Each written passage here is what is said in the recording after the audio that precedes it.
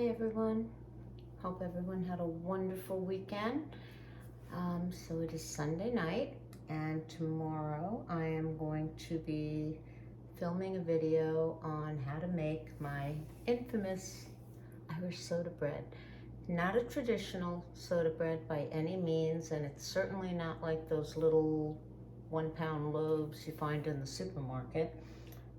Traditionally, Irish soda bread is on the dry side. This is a moister bread and probably more geared toward American modern tastes. I don't even know how to put it, but that's the closest I can get. I developed this recipe several years back and have sold hundreds of them when I was catering. Our house looked like a factory. Anyway, traditionally, Irish soda bread is made with currants rather than raisins, and that is one thing I do traditionally. Now, years ago, I could get boxes and boxes of currants in the supermarket. Now they've disappeared. I had a manager tell me that it was a seasonal item for Christmas.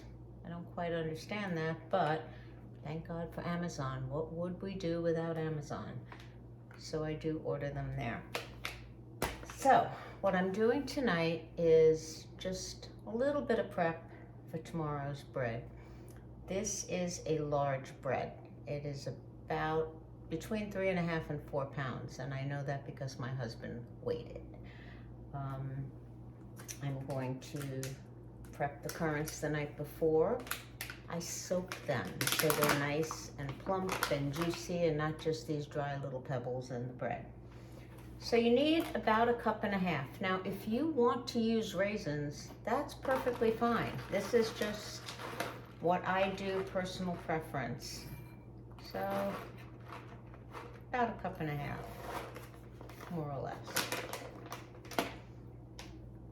An orange. Buy organic, wash it well because we are going to be using the peel. I know organic is more expensive, but we're talking about one orange here.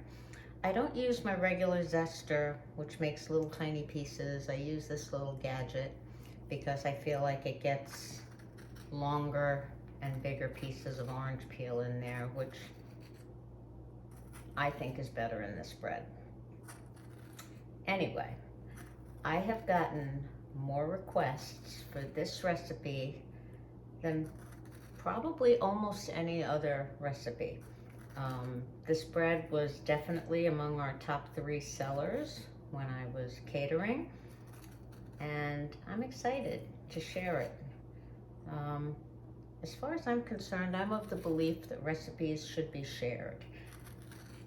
I'm not one of those people that say it's a secret family recipe, because if you don't pass it on, the next generation doesn't get to enjoy, doesn't get to know what you're talking about. And to me, it's sad that I feel like we're losing a lot of wonderful things from the past because people are not saving them. I come from a very Italian family, the whole traditional big Sunday dinners, Sunday sauce, and I miss that. My kids are all over the country right now, hence the photos on the fridge.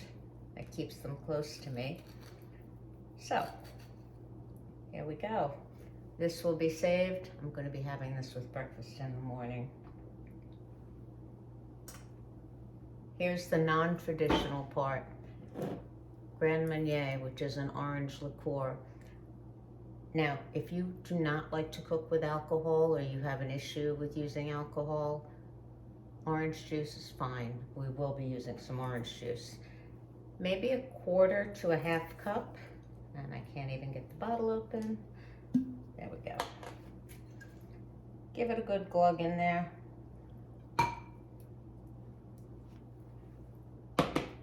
And then some orange juice, just enough to barely submerge. I'm going to stir this up.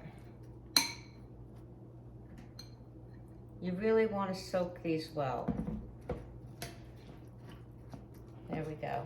You don't need a ton.